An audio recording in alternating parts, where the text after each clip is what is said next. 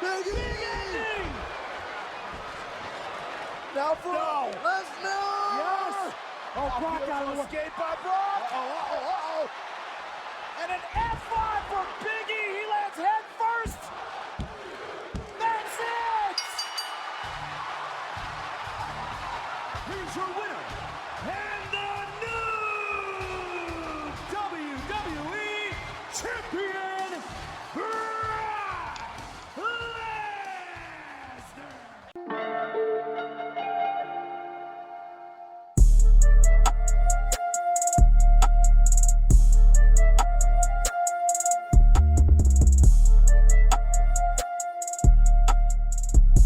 Hey everyone, and welcome to the Day One Aftercast, the podcast where we talk about all things Day One, this being Day One of the year 2022. Happy New Year, everyone. I'm Boris, and I am joined by Matt.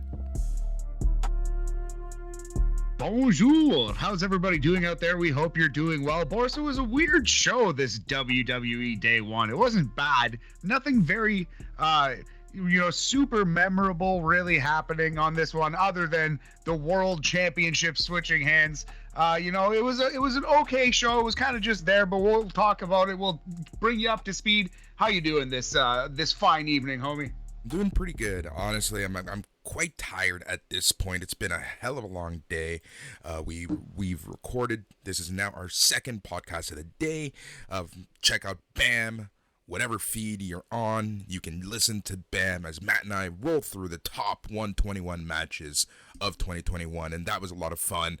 And now, had a bit of a downtime, did some stuff, got caught up on some errands, did my thing, and then sat down, watched some WWE Day One, and here we are, man. So it's been a pretty full day, to say the least.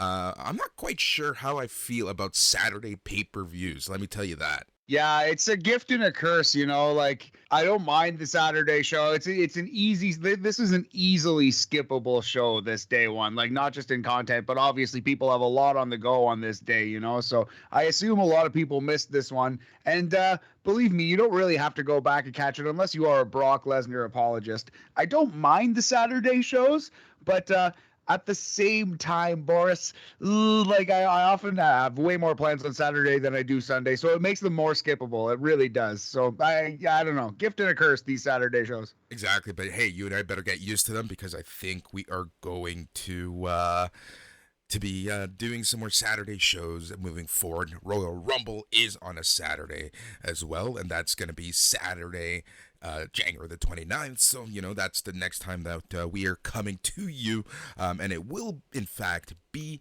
a full-on after party, with a subset of the crew, and that's going to be a lot of fun. But yeah, chatting all things Day One tonight. I think your assessment right off the top, I have to agree with you. It was kind of a meh show, a skippable show, but it wasn't a bad show. The in-ring was okay, but I kind of feel like some people were a little tired, a little slow moving on the legs, a little slow moving in general, with some of the competitors tonight.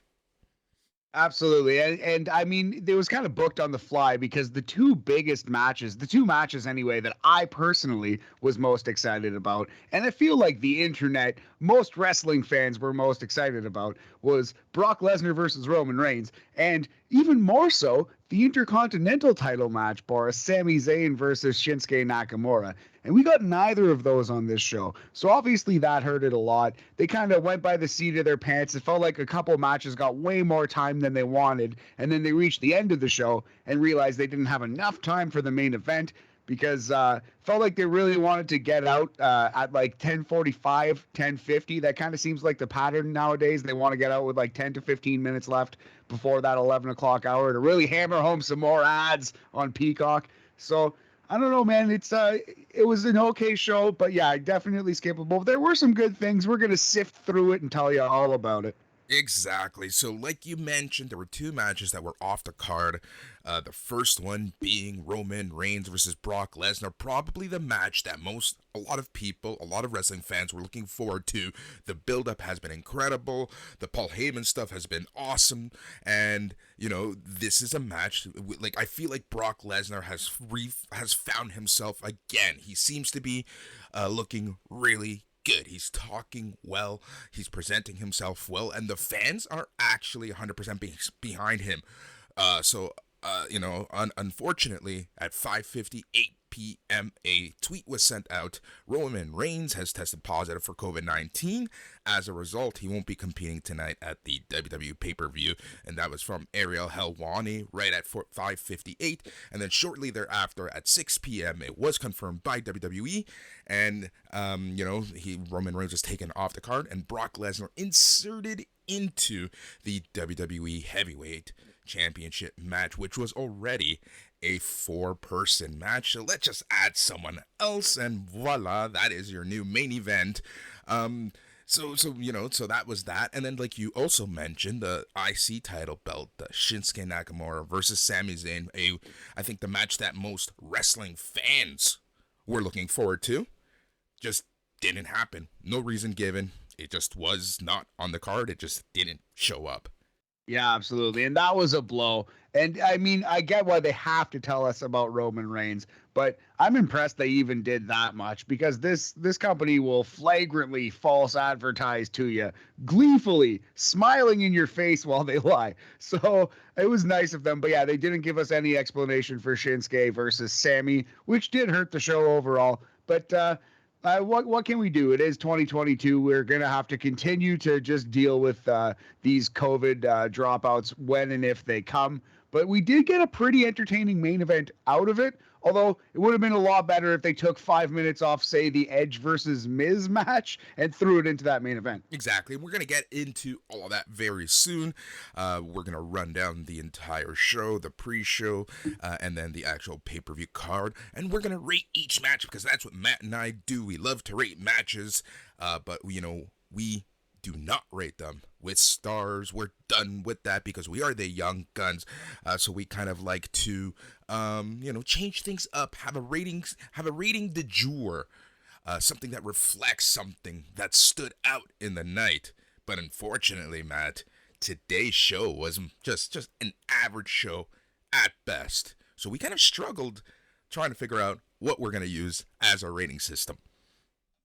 Yeah, absolutely. But at the end of the day, the thing we're going to take away from this show was Brock Lesnar. As you said, he actually cut a good promo on this show, too. I saw a couple people, our own Mark Andrada pointed out on Facebook, might have been Brock's best wrestling promo. He's had a couple better UFC promos. He's had, he does a good job when he's allowed to speak from his heart, you know what I mean? And it kind of seems like it's Brock Lesnar really not giving much of a shit and doing his own thing. So to celebrate new WWE champion Brock Lesnar, we're gonna go beasts out of 5 on this edition of SNME Radio here on this day 1 review.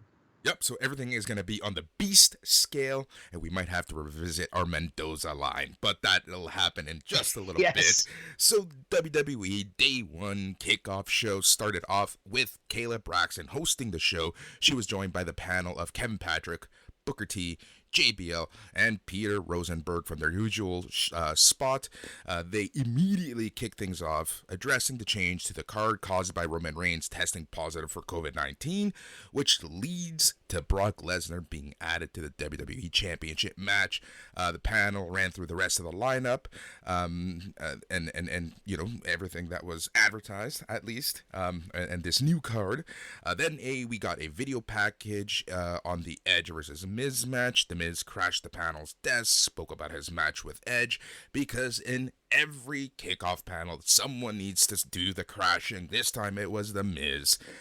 Nothing really extraordinary, nothing to really report here. We'll just keep powering through. So Becky Lynch, Liv Morgan match for the SmackDown Women's Championship was also spotlighted in a video package. And, the unfortunate part here, and this is kind of why I hate watching the pre-shows, And that's because more often than not, 9 out of 10 times, the video package that they aired to hype a match is going to be the video package that hypes the match. Yeah, absolutely, man. It's almost even tough to talk about it, but yeah. So I think the proper way to watch these pre-shows is to catch the match. And if you're really, really super into The Miz, like you said, you know that someone's going to crash the panel, and probably 7 times out of 10, it's going to be The Miz crashing the panel. So you can catch the monthly Miz promo, and that's pretty much all you need. Exactly. All right, Sonya Deville joined the panel. She spoke about the Lynch versus Morgan match. She also kind of played innocent and talking about her issues with Naomi. Then we probably went to the best, arguably, best or second best part of the pre-show, and that was King Woods and Kofi Kingston. They were interviewed by Sarah Schreiber. Woods declared that New Year's Day will now be known as New Day Day. I actually like these the King Woods and Sir Kofi act, the right hand of justice or whatever his exact moniker is. But I really like Kofi and Woods with this gimmick running. It's not quite as good as King Booker, but it's up there on some of the best King work that I've seen. It's way better than King Corbin or King Sheamus. Yeah, exactly. It was good. So then we saw Kevin Owens arriving backstage. The panel then spoke about Drew McIntyre versus Madcap. Moss, Bobby Lashley, and MVP were shown arriving backstage. And then we went to ringside with Michael Cole and Pat McAfee. They were talking about the Reigns situation yet again. They updated the card with graphics this time. And then we got the one match of the kickoff show, which was Sheamus and Ridge Holland versus Ricochet and Cesaro. Yeah, felt bad here because within the first, 10 seconds, 25 seconds of this match, Ridge Holland takes a shin directly to the face. What was happening was Cesaro was trying to flip Ricochet into like a 450 splash, and Ricochet basically stepped on Ridge Holland's face. No fault of Ricochet, really. It's just one of those things that happens in wrestling. No fault of anyone. It's just one of those things, you know. But man, yeah, apparently Ridge Holland's face was destroyed. There was some blood on the mat there, and that was the end of Ridge's night. Yeah, pretty much. But what's interesting here is they kind of called it the ultimate audible. I feel like the end of the match kind of stuck the same, but they did end up, so it was a 2-on-1 handicap match for a little bit. And then Sheamus takes Ricochet outside, does the white noise on the outside. That takes out Ricochet, and it ended up essentially turning into a 1-on-1 match with Sheamus and Cesaro. Yes, and it went pretty quick. Sheamus and Cesaro always have great chemistry, but we've seen them have far better exchanges than this. It was kind of basic to the point. Sheamus pins Cesaro with the brogue kick in, 9 minutes and 43 seconds in this one. So yeah, all things considered, looking at these names, it was probably one of the worst Ricochet, Cesaro, or Sheamus matches you'll ever see. It wasn't that great, but again, no fault of their own. They kind of had a monkey wrench immediately thrown into this one. Exactly, and it's unfortunate, but they were able to call the audible and kind of get through it. And the broadcast team, the story that they were really going with after the Ridge Holland injury was that, that Sheamus was able to pull out the win because he took out Ricochet with the white noise. And yeah, so that was essentially the match. Like you said, it was average as average can be. Matt, how would you rate this match? Yeah, you said it right there, buddy. We're going to go 2.5 beasts out of 5. It's 50%. It's right on that Mendoza line or the Madcap Moss line, Boris. Right on that average line. Exactly, because here, Matt and I, we did the SmackDown review last week, and we've been trying to find a moniker for the Mendoza line, which is the most average of matches. And, Matt came up with the Madcap Moss line. But we might need to change it because, so he had a above Madcap Moss line performance, but that'll come soon. All right, after the match, Big E was shown walking through the backstage area with his title belt over his shoulder. The panel spoke about the new main event. JBL made a strong effort to sell the match. The panel ran through the rest of the pay-per-view. Then we get a video package highlighting the WWE Championship match. And then the panel spoke about the main event to close out the pre-show. I love that JBL's still getting them checks. Yeah, I respect the hustle, John Bradshaw Layfield. Yeah, this was a perfectly fine pre-show. I would have liked to have seen the match in a different universe. Like, let's see a match where they can actually do what they plan to do and not immediately have to go to rest holds and figure out some new things on the fly because Ridge Holland got his face destroyed. Yep, exactly. So, that's the unfortunate part, but these things happen. And what a start to that night, right? Like Roman Reigns out, Ridge Holland face smashed. It's like, yes, ultimate... Shinsuke and Sammy out. Although we didn't know that. If you were paying attention, they stopped advertising it at some point, and it was off the Wikipedia page as well. So maybe there was word that I just missed.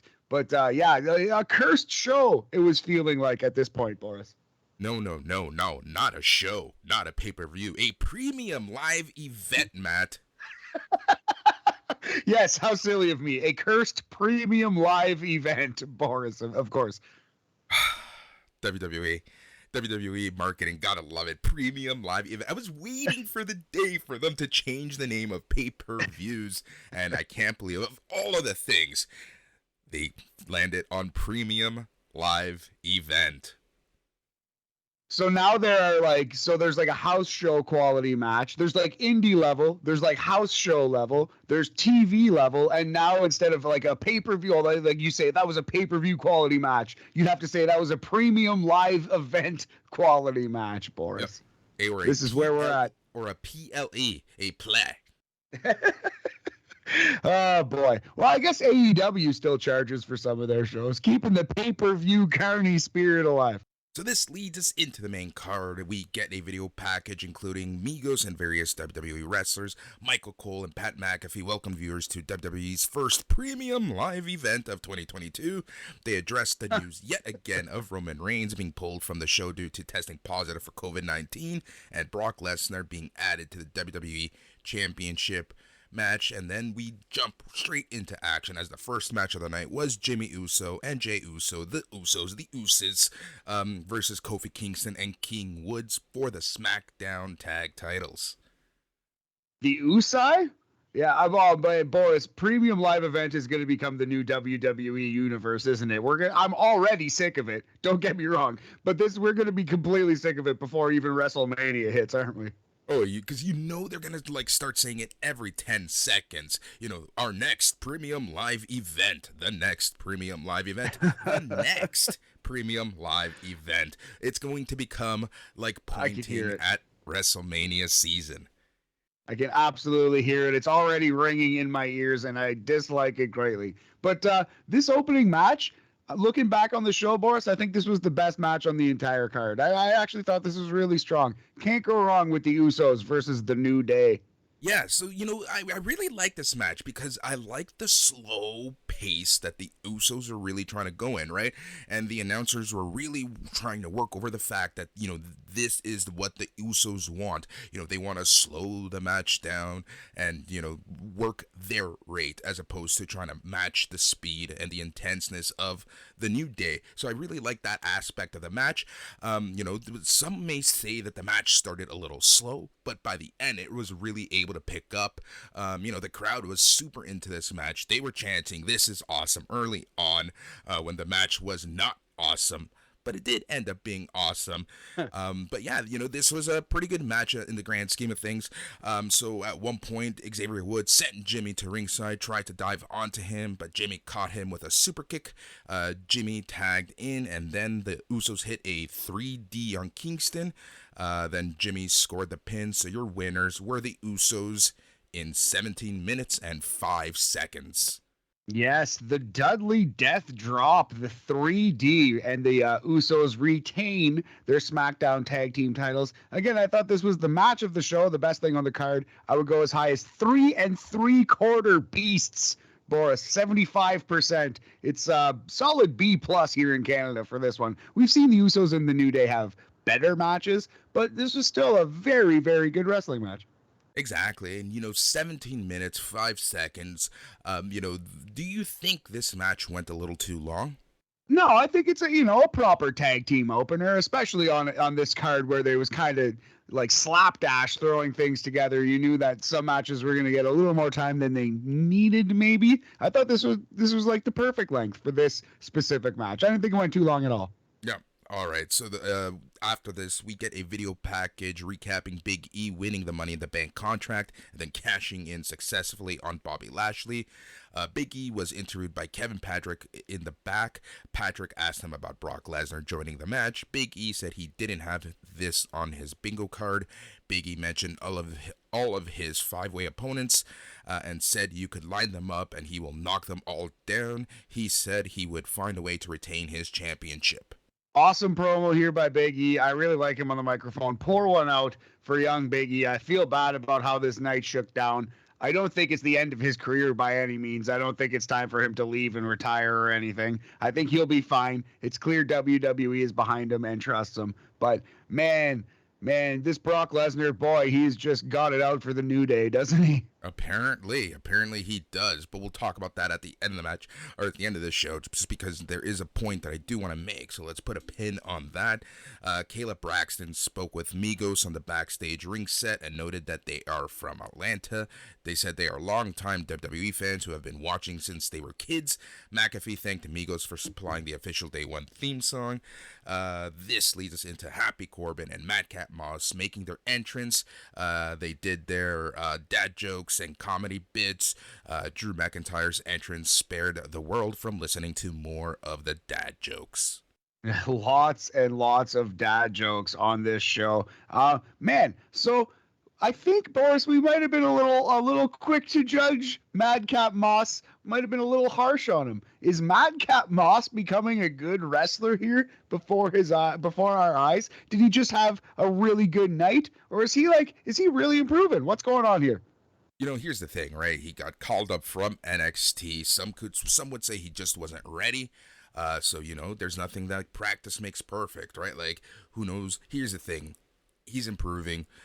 This seems to be the MO for WWE now. It's just throwing them in the lion's den, you know, trial by fire. And, you know, maybe Madcap Moss is improving. Maybe they've run through this match at house shows throughout the past few weeks, right? We don't know the situation, but it was a great isn't the word, good. It was a good showing from Madcap Moss. And, this match was nice, short, sweet, 9 minutes, 45 seconds.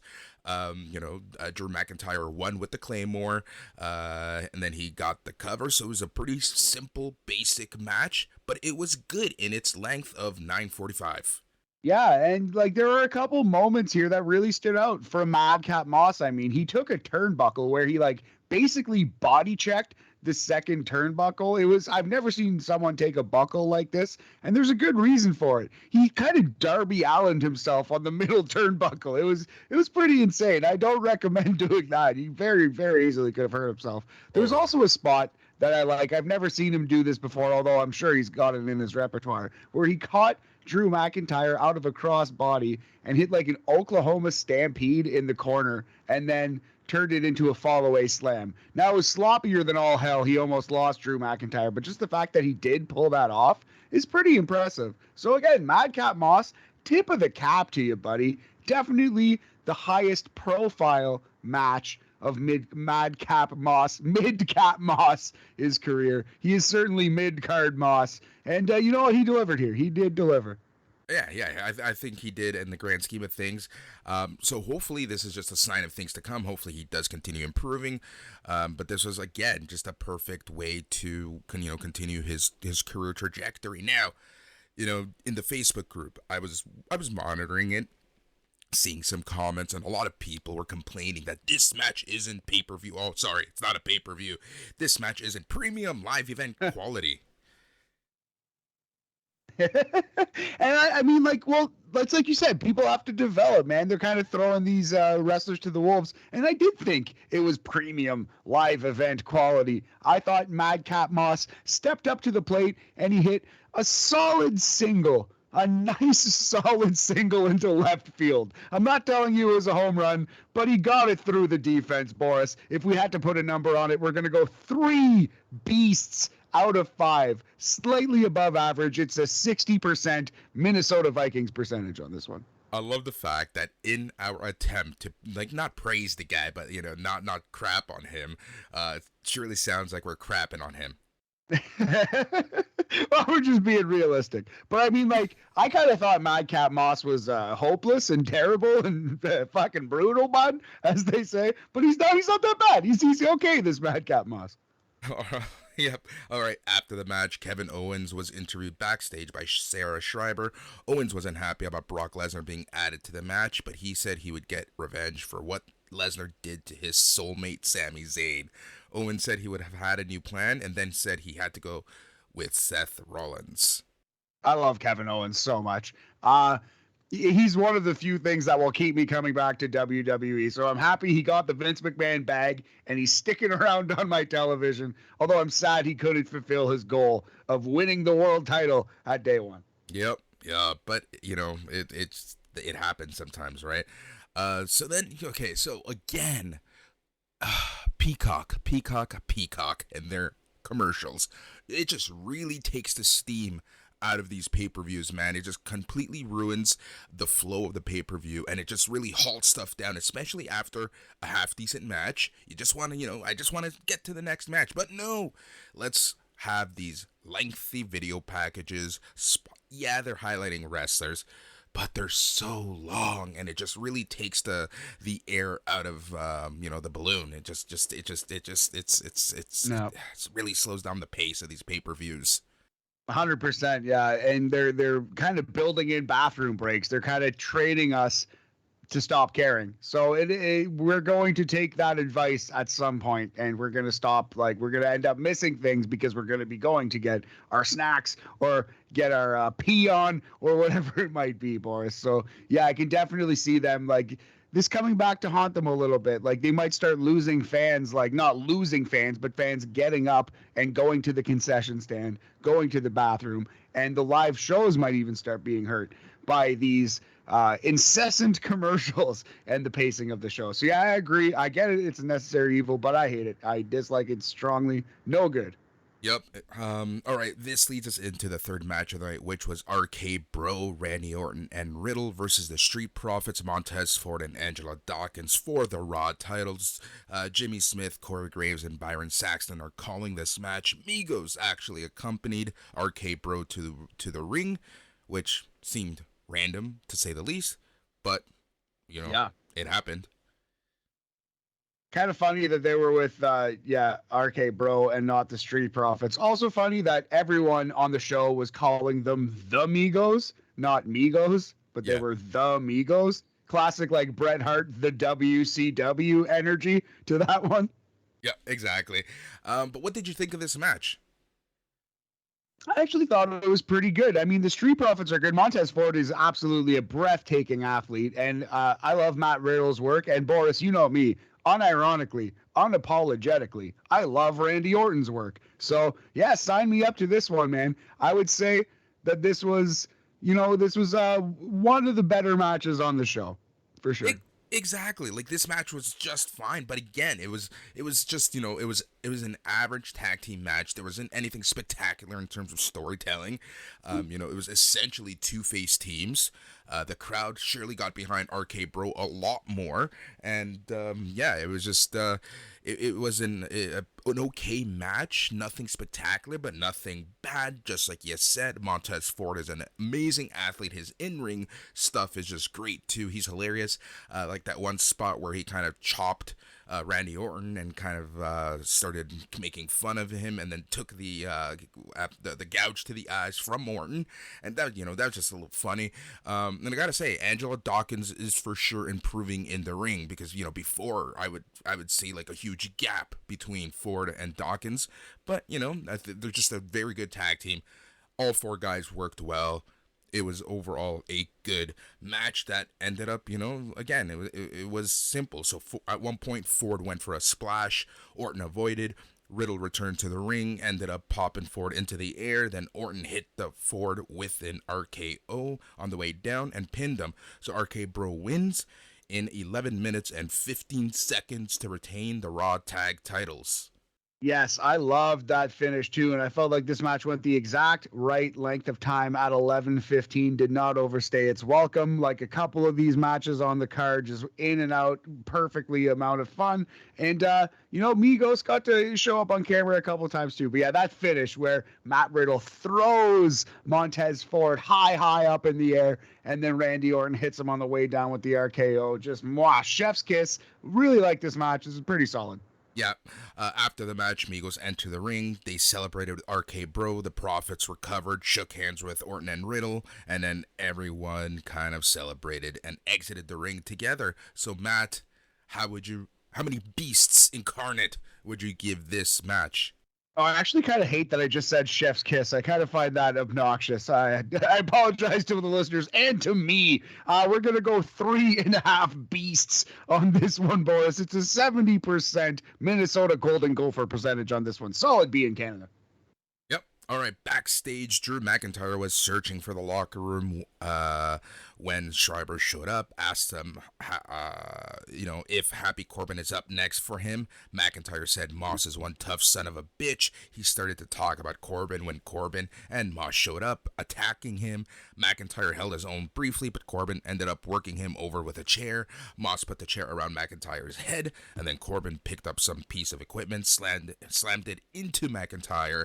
Adam Pearce and WWE referees ran off the heels and checked on a choking McIntyre. So, Matt, is this an injury angle? Is he going to miss some time? What's going on? Why did they do this? What did you think? Well, this feud must continue. We're going to get, I hope not, Drew McIntyre versus Corbin at WrestleMania. That would be kind of lame. Maybe Drew McIntyre will find a partner from NXT and face Corbin and Moss at WrestleMania. We'll see. But this is done to extend the feud. I do think they're probably going to write Drew McIntyre off for a couple weeks just because it was pretty severe. Like, he Pillmanized the guy's neck with like a piece of equipment and a chair. I don't know, like he could have just hit him with a pipe or something in the leg if they just wanted to knock him out. They could have done a less severe injury angle if they just wanted to put him down for a second, you know what I mean? So the fact that they did something kind of serious makes me think they are writing Drew off for maybe a couple weeks to a month-ish. I'm assuming that he'll be back at the Royal Rumble. It's about fair. That's probably, maybe he's off TV until the Royal Rumble and makes like a low-key dramatic return at the actual Rumble show. Yep, so that the fans can go mild. Yeah, I like it. I like where your head's at, buddy. Makes a lot of sense. All right, Kayla Braxton knocked on Brock Lesnar's dressing room door. Lesnar actually answered the door. She asked him about being added to the WWE Championship match. Lesnar said he can do whatever he wants to do, and he's a free agent, all thanks to his advocate, Paul Heyman. Lesnar said he would win the WWE Championship and then called it a spoiler while winking into the camera, kind of alluding to past promos that Paul Heyman would say. Yeah, this was Brock Lesnar doing a Paul Heyman promo, and it was really fun. This was the one that we mentioned before when we said a couple people had pointed out this might have been the best promo Brock has ever cut in WWE because he was just doing Paul Heyman's promo. So that stands to reason. I like this a lot. Made me smile. Yep, exactly. We get a video package recapping the Edge and Miz feud, and then this leads us into the match. Edge was raised from under the stage with the Brood theme playing, so that was a nice little surprise that they seem to be doing here and there. You know, it's kind of to signify the intensity of Edge, so that's kind of cool. So the next match was Edge versus The Miz with Maryse. Yeah, it wasn't the first time they've done this exact gimmick where Edge dumps black goo on his opponent and then does the Brood entrance a couple weeks later. But, it's fine. Who's not a sucker for that Brood song? Of course. Who doesn't love that who watched wrestling from 1999 to 2000? Anyway, I thought this match was a little disappointing. It was kind of the opposite of the awesome Usos versus New Day tag team match, where this one started really hot and then went way too long. And the longer it went, the less I was into it. 20 minutes. This match lasted 20 minutes. I think it was about, probably 5 minutes too long, maybe even 7 minutes too long. And by the end of the match, I don't know about you, but I started noticing that Edge was getting a little slow. Like, even they did the good old catapult to the top rope, and it took Edge out. Like, Edge was struggling at times in this match. Yeah, I watch these shows with like my roommate who will be in and out, and he's like a casual wrestling fan. He's seen it here and there, mostly just watches when I watch, and he laughed out loud at the catapult. It's the fakest looking move in wrestling anyway, but when it's done in slow motion like it was here, it really stands out. And like this was like a fine match. It was better on paper, I think, than it actually ended up being. It would have been a lot better in these guys' prime, but what, Miz is 40 and Edge is 50, 48 now. So, man, like, you know what I mean? It was what it was. There was a couple old guys going in there having a WWE style match. Nothing really wrong with it, but too long and a classic cliche ending that we've seen a million times. Exactly. So Edge goes for a spear. Miz leaped over him. Edge crashes into the corner. Maryse hits Edge with her purse. Miz hit the skull-crushing finale for a good near fall. Maryse climbed onto the apron and barked at the referee. And this is when Beth Phoenix comes out, stands at the stage, distracts everyone, is waiting there, looks, dare I say, brooding. By God Almighty. Thank you. And then all of a sudden her theme plays and she walks and chases Maryse away. Like it just kind of took the steam out of it. Like it was kind of weird. It was so funny. Yeah. Yeah. Beth Phoenix waiting a beat, 2 beats, 3 beats, 4 beats, and then they were like, oh, where's her theme? Where's her theme? It's like they were flipping through a back catalog of CDs or something. Like they had one of those old books of CDs that you used to see in cars, Boris. They're just looking. They couldn't find Beth Phoenix's theme, and then they finally got it in there. So that added another, 20 seconds to this match that it didn't need. Exactly. And then, The Miz was so distracted he forgot he was in the middle of a match. He turns around, ate a spear, and then Edge gets the 3 count. So Edge defeated The Miz in 20 minutes. Yes, 20 minutes and 3 seconds on my timer anyway. And yeah, just like you said, Miz just plumb forgets he's in a wrestling match. Happens a lot in WWE. I felt this was average WWE fare. There was a really good match in here somewhere, but I don't think these guys quite found it. We're going to go 2.5 beasts out of 5, a 50% UFC championship percentage, Boris. It's right on that Madcap Moss line. Yeah, and I have to say, I am not looking forward to this feud continuing. I am morbidly curious to see a mixed tag team match between these 4 combatants. I'd like to see Beth Phoenix. Anytime Maryse is on my TV screen, I am not complaining, Boris. But every step of the way getting there, I don't want to see. I'll watch it when it happens, probably at WrestleMania. I don't want to see a single moment of it until then. Yeah, exactly. And, I still can't help but just feel completely cheated because this was supposed to be Johnny Wrestling and Frankie Monet. Oh, man, yeah, Johnny Mundo and Frankie Mundo versus Miz and Maryse. I kind of want that more. Feels like a waste of Edge, but at least Beth Phoenix is going to get in that ring. Edge will be kept safe with Miz. He's not going to get hurt by the Miz. Like, it's okay. It's fine. But, man, I would much rather see Frankie Monet and Johnny Mundo. And I'm kind of starting to wonder if not mistake is not the right word, but do you think Edge is maybe thinking he made a mistake in not signing with AEW? Do you think he somewhat regrets sticking around in WWE to wrestle The Miz at WrestleMania? I think when he checks his bank account, he's pretty good. Excellently put, buddy. I would tend to agree with you. At the end of the day, it's like I'm sure that he's getting quite the penny to stick in WWE. But, you bring up a great point because it's like the matches that we're getting with Edge. Like, it's crazy to think that his program with Seth Rollins was probably the best thing he's done here and there, right? It's The Miz. The Miz. The Miz. Yeah, exactly right, man. I'm not ready to close the book on Edge at all here. And you know what I mean? It's a pretty good idea for an older guy to cash an easy paycheck and work a WrestleMania program with The Miz. Like, it's totally fine. But I'm starting to wonder, maybe even worry that like the Seth Rollins Hell in a Cell match might be the last great, truly great Edge match. We'll see. He's still bringing it. He's still doing his thing, but he's starting to show his age a little bit. But Boris, aren't we all? It's no fault to Edge. You know what I mean? He's had an incredible career, probably a Wrestling Hall of Famer in anyone's book. So, pretty average match tonight, though. Right, exactly. Kevin Patrick told Bobby Lashley that his chances of winning the WWE Championship took a hit due to the addition of Brock Lesnar to the match. Love that Steiner math. MVP cut off Patrick and said that the other entrants are trembling with fear over Lesnar, but that's not the case with Lashley. The segment closed with Lashley saying it's a new year and there will be a new WWE champion.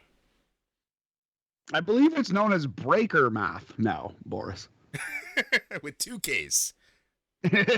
Yes, very good. Yeah. This is good. I like this promo. MVP is great. And this promo got me excited for the possibility of Lashley versus Lesnar at some point. Kind of seems like, it seems to me like we're going to save Roman versus Brock for WrestleMania, and then that Brock versus Lashley might be the big program after. So a little seed planted for perhaps summer or somewhere down the line. I agree with you. And yeah, strong promo here from MVP. He's a good talker. Yeah, we get a video package setting up the Raw Women's Championship match. This leads us into Becky Lynch versus Liv Morgan for the Raw Women's Championship.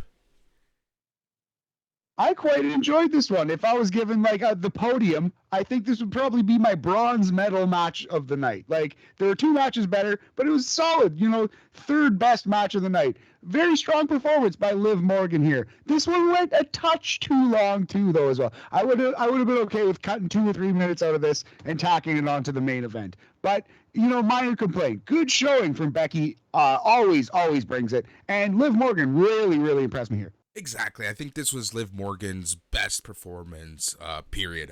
She did really good. I saw some people on the Facebook chat kind of giving her some flack and saying, she's still not good. But honestly, she's improved so much over the past few months. And giving Liv Morgan the opportunity for this match is only a good thing, because people love to complain that WWE only pushes the 4 horsewomen of wrestling of the WWE, and they don't build up new stars. And this is at least a opportunity for Liv Morgan for the possibility of creating new stars. Exactly. I mean, you gotta at some point sink or swim. So I think she did a really fine job here. She's not Kenny Omega in the ring, but you know what? She did okay. What more did you expect? What more could you really want from Liv Morgan? Like, no offense to her, but she did fine. She did very well. Exactly. This match, the story that they were kind of going with was Becky Lynch was a little cocky to start the match, but Liv Morgan kind of took the advantage right away, and it got into Becky's head, and then Becky took this match serious, and it essentially resulted in trying to cheat for the win, because I do think that the end of this match was minor botched. So what ended up happening was Liv Morgan went for her Oblivion finisher, but Lynch countered into a manhandle slam and kind of got a clean pin. But you can tell that Becky was like kind of inching her feet to the ropes, trying to recreate that finish from Raw from a few weeks ago. So I think that Becky Lynch was supposed to do a repeat of that finish and kind of hook the ropes with her feet for the win. Yeah, I definitely agree with your assessment there, buddy. Certainly seemed like she was trying to put her feet on the ropes to do the classic Ric Flair style heel pin with leverage, but didn't quite get there, unfortunately. It kind of sucks for Liv Morgan, because she was beaten clean in the end, but whatever. She lost to the champion in the middle of the ring. No shame in that. I did actually like the finish where Liv went for her Oblivion, which is like a rope hung flatliner, and Becky Lynch countered that into the manhandle slam, which of course is her version of the rock bottom for the win. So it went a little long, but at the same time, it was a very enjoyable wrestling match. Quite possibly the best of Liv Morgan's career. We're going to go 3.5 beasts out of 5 on this one, Boris. It's a 70%. And the bronze medal match of the show. Solid effort, ladies. Yep, 17 minutes it went. So yeah, maybe it was a little too long.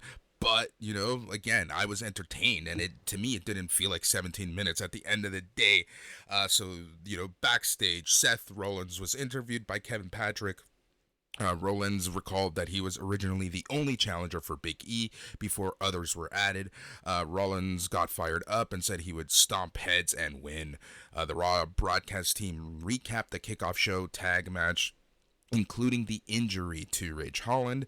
And then my WTF moment of the night, they introduced a video from Johnny Knoxville, and he announced that he will be in the Royal Rumble match later on this month. And the first man in the Royal Rumble 222 this year, Boris, is not a wrestler, but it's the star of Jackass and Men in Black 2, Johnny Knoxville.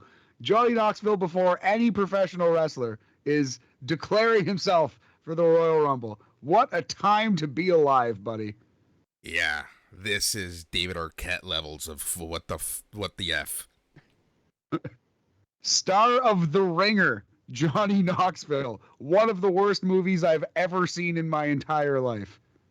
Yep, he is the first person to declare into the Royal Rumble.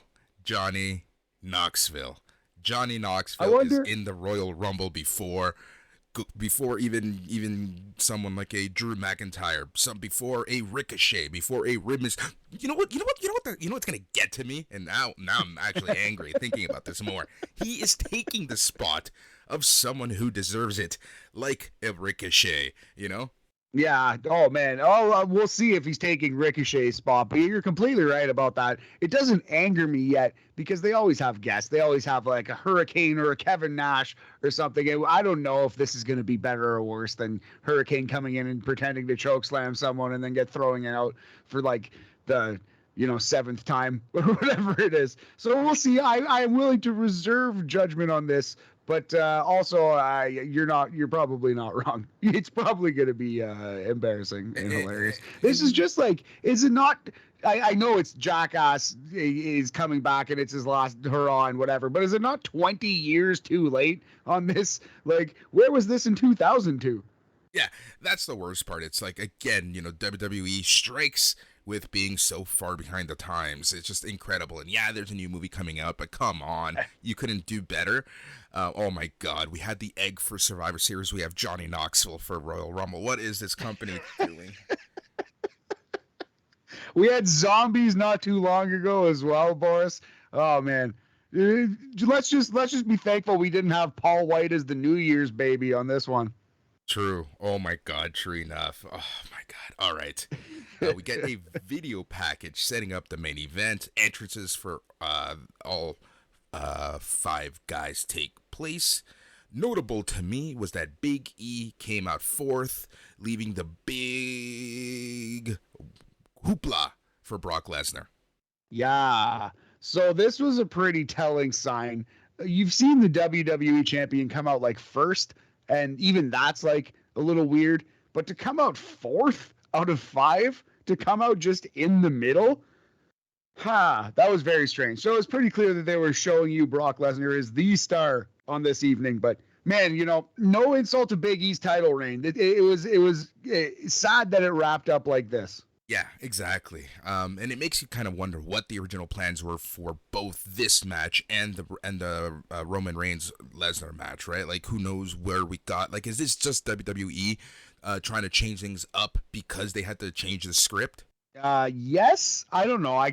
You can't, make hide nor hair of Vince McMahon's crazy thoughts, Boris. Who knows? But yeah, I felt bad for Big E all night, especially as soon as you saw him coming out 4th. That was the moment when you knew Brock Lesnar still had to come out, but Big E was coming out. It was like, wait a minute now. This feels wrong. This feels like we're in uncharted territory. Yep. So yeah, speaking of uncharted territory, this match was insane. This was all finishers. This was basically a video game match here for 8 minutes. It was pretty much just all finishers and weapons and crazy hoopla. Yep, it went 8 minutes 25 seconds, and it like right away Lesnar starts dishing out the pain as he's known for, and then everyone went kind of had their moment. You had Seth Rollins and Kevin Owens teaming up. They kind of took everyone out, and then they got taken out, and then Big E put Lashley. Was it Lashley that he put through a table? Yes, it was Lashley that he put through a table. And like you said, it was kind of it was just like a bunch of finishers and fake finishes and close pins to end the show. Yeah, absolutely. Yeah. So the finisher parade. Owens hits the pop-up powerbomb on Big E. Owens goes for a swanton. Big E gets his knees up, and then comes F5 plenty. I think Lesnar hits Rollins with an F5, hits KO with an F5. Big E grabs Big E for the F5. Lashley comes, spears Brock. That was a fun near fall. And then we get the Hurt Locker. The Hurt Lock. Man, I always do that. Bobby Lashley gets the Hurt Lock on Lesnar. Lesnar's actually stuck in the lock, and he's having trouble breaking free until Big E Langston makes the save there. Classic Big E move, trying to pin Lesnar. Unfortunately, Lesnar catches him in the F5. And buddy, Brock Lesnar pins Big E Langston 1, 2, 3 in the middle of the ring with one F5 to win the WWE title to close out day one. Yeah, like not only did Big E come out fourth and was basically, projected to the audience that he is not the star of this match, but he ate the pin. I found that to be the most telling part of this match. Especially because Rollins and Owens were so clearly slotted as like the weakest, quote unquote, in the match. They were telling the story that they were like the heels, the smarmy guys who were teaming up and trying to divide and conquer. So one of them could have easily taken the pin after they turned on each other. You know what I mean? I think that would be that would be kind of the cliched way to do it, but that would be the better way to do it. And you keep some heat on Big E because he is losing his WWE title here. So the fact that Brock had to pin Big E, I think that's going to turn off more fans than it helps. You know what I mean? Like I think that's going to hurt their programming, their long-term storytelling more than it helps. Yeah, I agree 100%. Like, look at it even on our Facebook group. Like, there seems to be some vocal people about the end of this match in particular. This is a warning to everyone. I'm watching. I'm moderating that thread, people. But it just like I think the end was curious in the sense that, like you said, I think it will hurt WWE a little more with their long-term storytelling, because now what, right? Now what? Are they actually going to follow up with Big E? Or is this going to be just like a Kofi Kingston, I lost my title and that's it? Yeah, man. And we've seen there was absolutely no follow-up with Kofi, and he's kind of just become a mid-carder, and he's not really, that title run is more of an afterthought. It's more of an, oh, hey, remember when? Than something that actually elevated Kofi at all. So, yeah, I hope that doesn't happen again for Big E. Time will tell. This match itself was pretty good. I'd probably say it was the silver medal match of the show. The only match that was better than this one was that tag team match that kicked off the proper pay-per-view. Still a very good match. I wanted to go longer than it did, and the ending was confusing and out of nowhere. Disappointing for a number of reasons. We're going to go 3.5 beasts out of 5. It's a 70% Merrifield, Saskatchewan percentage, Boris. Yep, exactly. So that is the show. That is day one. Like we said, it was a very meh pay-per-view at best. I don't know how else to put it aside from saying meh. Yeah, absolutely. Yeah, like a solid 6.5, kind of out of 10 kind of show. Like it was there, it came and went, and what we will take away from it is that Brock Lesnar is still the cash cow. When Roman Reigns can't be cashed in on, Brock Lesnar will become said cash cow. Yeah, exactly. It's just, to me, it's funny though that, like, when you take a look at the WWE, the state of the women's division, it's Becky or Charlotte. They keep sharing the belt within each other.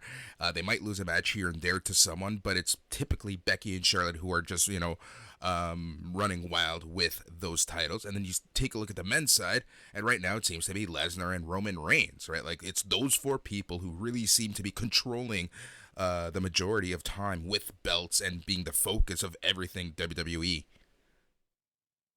Yeah, Vince McMahon will get fixated, and he'll hone in on one or two or four performers and kind of shove them down our throats. And it's been like that for the last little bit. And it looks like more Brock Lesnar time for the WWE faithful. Yep. All right, Matt, let us go to some comments, some feedback from people on the Facebook group. So, if you want a comment read, typically we have a thread of this show. Go to the Facebook group, SNME Radio. We'll get you in there, and you can take part in the chat, because sometimes the chat, the jokes are better than the show itself. Absolutely, yeah. There's some really good comments. We're going to start with Gregory Liverpool, who commented, "We need an after party to flush some stuff out." Now, I imagine he meant flesh some stuff out, but we were flushing a couple things on this show as well, Boris. And this isn't a traditional after party again. We'll be back with the proper YouTube after parties, starting again in the Royal Rumble. Yep. Tommy Lang said, "I'm finally getting around to last night's Rampage, and it's already more satisfying than tonight's pay-per-view." I agree with that. I'd say that's pretty fair. That street fight and the Cody Rhodes match was actually pretty dope as well. So yeah, shout out to last night's Rampage. Mike Leochi said, "Wasn't expecting Beth to return till next month, but they messed it up tonight. Delayed reaction by Miz was bad. Liv having her best match to date." Yeah, there you go. I would agree with that. I definitely think it was Liv's best match to date, and I do think the delayed awkward reaction there for Beth Phoenix hurt that a lot. It did. It really did. Rob Gableman, this is a funny one. Just like the good old days when the Brood used to drop black viscous fluid on opponents. That's so funny. Yeah, the Brood bath doesn't quite have the same impact as the blood bath, Boris. Yep. Blaine said, "I think it's safe to say that day 1 will not be remembered on day 365. Probably not even day 30. Again, that's probably fair. Not a terrible show, but I'm not taking this one to the grave. I'm not going to be bouncing my grandkids on my knee telling them about WWE Day 1, 2022, Boris. Here's a good one. Douglas Stanford Grandy says, "I didn't actually mind the show. 6 or 7 out of 10. Nice, solid, realistic, semi-positive feedback from Mr. Stanford Grandy there." Yep. And then Mark Andrada, the Mark Andrada, he says, "Say what you will about the pay-per-view, but it's nice watching wrestling with you all. Happy New Year." Aw, thanks, Mark. And you know what? I agree. We have a good team here at SNME Radio. We can pop off a little bit in some threads from time to time. But you know what? I think we're all here to celebrate wrestling. We're all here to enjoy it. And we got a lot more coming in 2022, buddy. So don't you dare miss it. Exactly. And, I think now that the holidays are over, we are getting back to our regularly scheduled program. So if you're listening to this before Sunday afternoon, it is the worst of 2021, everyone's favorite show. It was so much fun to record with the guys, and this show is full of laughs and brouhahas and brews. Then on Tuesday, we will go back, and Mark Andrada and Jason Agnew are back with the midweek market or Tuesday morning cooked. On Wednesday, Matt and I are coming right back at you. We're going to be talking all things NXT New Year's Evil on NXT Talk. Then on Thursday, it's back to regular BAMs. We're going to be talking all things sports, all things wrestling, all things entertainment. On Friday, you have the old fucks with All Elite Weekly, chatting all things AEW Dynamite. And this leads us into the double dose Saturday with the Dark Side of the Elite Gents talking all things Rampage in their Rampage rollout. And then you have the East Coast Dads, the Smack Daddies, bad jokes, bad dad jokes, and all chatting all things SmackDown. Yes, sir. I haven't checked it out yet, but I'm excited to check out the Rampage rollout number 7 because it was a very good episode of Rampage. Can't wait to see what the fellas thought about that. And yeah, good things coming all week next week. On BAM, we're talking Wrestle Kingdom Nights 1 and 2, so we got more wrestling to watch this week, big homie. I will not be watching Raw or SmackDown, thankfully. I was literally about to say that, but like I mentioned at the top of the show, the after parties will be back for the Royal Rumble. That's Saturday, January the 29th. The after party for it to take part in the chat, to have your comments read, and to take part and get zoomed up into the call. You have to be a Patreon, so to sign up, go to patreon.com/SNME radio. If you are a patron, make sure that you got your payments in, and you'll be able to take part in the after party for the Royal Rumble and get at least one wrestling show a day, all for $1 a week USD. All right, Matt, I'm tired. It's been a long week. Yeah, already. man. It's been a long week already. It's been a long weekend, I should say. This is the most Sunday feeling Saturday I think I've ever had in my life. Right? This definitely feels like I'm actually I keep looking at the calendar and looking at the clock and thinking, oh my God, do I work in 5 hours? But I don't. We're safe. It's okay, buddy. But yeah, man, thank you very much to anyone who's listened. Thank you very much, homie, for being a good podcast partner over the last 365 days. And here's to 3,000 more. At least 3,000 more. He's Matt.